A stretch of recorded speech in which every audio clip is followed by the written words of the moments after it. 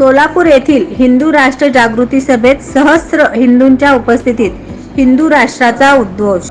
मंदिराच्या पैशांवर डल्ला मारणाऱ्यांना शासन होईपर्यंत समितीचा लढा चालू. भारत हिंदू बहुल देश असूनही अनेक ठिकाणी सरकारीकरण झालेल्या देवस्थानच्या मालकीच्या भूमी परस्पर विकल्या गेल्याचे उघड झाले आहे. तसेच काही देवस्थान भक्तांची मोठ्या प्रमाणात लूट होत आहे. शासनाने याद घेतलेल्या काही मंदिरामधील आर्थिक घोटाळे उघडकीस येत असून नुकताच पंढरपूर येथील श्री विठ्ठलाच्या प्राचीन दागिन्यांचे मूल्यांकन आणि त्यांच्या नोंदी नसल्याचे समोर आले आहे. प्रसादाच्या लाडूपासून गोशाळा, शौचालय, आगाऊ रक्कम यासह सर्वत्रच अनागोंदी कारभार असल्याचे समोर आले आहे. श्री तुळजाभवानी मंदिर संस्थानात प्राचीन आणि मौल्यवान सोन्या चांदीचे दागिने गहाळ झाल्याच्या घटना नुकतीच समोर आली आहे.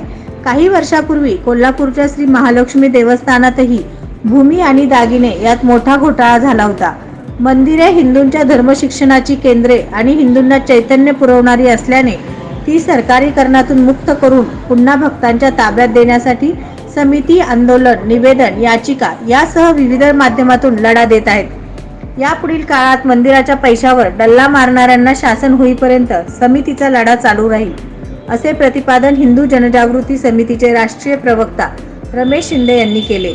ते 3 जानेवारी या दिवशी भवानी पेठ येथील जय भवानी प्रशालेच्या मैदानावर हिंदू जनजागृती समितीच्या वतीने आयोजित हिंदू राष्ट्र जागृती सभेत बोलत होते.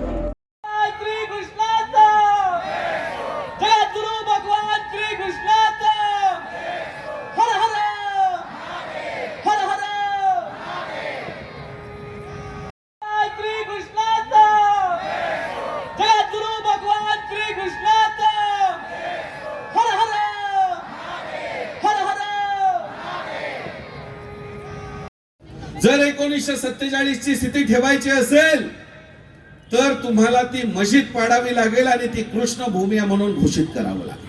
जगद्गुरु भगवान श्री कृष्णाचा जय हो. आणि म्हणून या दृष्टीने आपल्याला या सगळ्या गोष्टी लक्षात घेतल्या पाहिजेत आणि हे लक्षात घेतलं पाहिजे की ज्या ठिकाणी आपल्या देवतेची प्राणप्रतिष्ठा होते, ज्या ठिकाणी मूर्तीमध्ये प्राणप्रतिष्ठा करून त्या मूर्तीला सजीव केलं जातं, ती मूर्ती त्या ठिकाणी असो वा नसो त्या मूर्तीचा प्राण त्याच ठिकाणी असतो. आणि म्हणून तुम्ही आमची मंदिरं पाडा तोडा, आमचा देव तिथेच असणार आहे. आणि म्हणून एकदा जर मंदिर झालं तर ते पुन्हा कायमचं मंदिरच असणार आहे. त्या ठिकाणी कुठली वास्तू उभारली तरी सुद्धा ते आमचं मंदिरच असणार. आणि म्हणून या दृष्टीने आपल्याला ह्या गोष्टी लक्षात घेतात. बरं, ह्यावरती आता दुसऱ्या पद्धतीने जमीन बळकावण्याचा प्रयत्न चालू झाला. ह्याच काँग्रेसने जाता आता एक पुन्हा नवीन कायदा केला, वकफ. ह्याच वकफ च्या जमिनीच्या संदर्भात तुम्हाला माहिती सांगितली की आज भारतामध्ये 3ऱ्या क्रमांकाची जमीन ही वकफची आहे. 8 लाख एकर. अरे ह्या लोकांनी धर्माच्या आधारे पाकिस्तान मागितला, धर्माच्या आधारे बांगलादेश मागितला. जर तुम्हाला पाकिस्तानची जमीन दिली, जर तुम्हाला बांगलादेशची जमीन दिली तर कुठून आणला वकफ? आणि म्हणून माननीय श्री वीरेंद्र इचलकरंजीकर छत्रपती शिवाजी महाराजांचा, छत्रपती शिवाजी महाराजांचा विजय असो. कुरुक्षेत्रावर त्या भगवान श्रीकृष्णाला वंदन करतो. व्यासपीठावरती आज सद्गुरू आपल्या सोबत आहेत, मान्यवर आहेत, महाराज आहेत, त्यांना वंदन करतो. समोर मान्यवर संतगण उपस्थित आहेत, त्यांना नमस्कार करतो. आणि आवर्जून सांगावंसं वाटेल, मगासपासून 2 छोटी मुलं तो झेंडा घेऊन वाटेत फिरवत आहेत. सोलापूरबद्दल मी ऐकून होतो.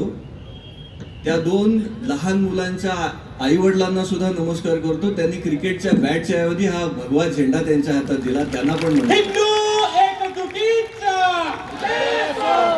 इकडे मगासपासून मी कमी बघितलं, पण तो पण घेऊन आलाय, त्यांना नमस्कार. आणि ही वेळ खरी जेवण बनवण्याची, आई कधी काय करते, कुठे असल्या सिरियल बघण्याची. तरी हा माझ्या माय बहिणी इथे थांबल्यात. हा असा भगवा टोप्यांचा समुद्र समोर आहे. आम्ही हायकोर्टात मी प्रॅक्टिस जायचं असतं, पण मी आज सांगतो, मी उद्या जेव्हा जाईन मी माझी बॅटरी चार्ज करून जाईन इथला भगवा झेंड्यांचा आणि टोप्यांचा समुदाय बघून. हिंदू एकजुटीचा सांगायला आलो नाही. मी हिंदू मनावरच्या, हिंदू समाजावरच्या जखमा सांगायला आलोय आणि ह्या जखमा माझं कर्तव्य आहे, या जखमा विझू नाही द्यायच्या. नवनवीन बातम्या पाहण्यासाठी SB न्यूज चॅनलला लाईक करा, शेअर करा, सबस्क्राईब करा.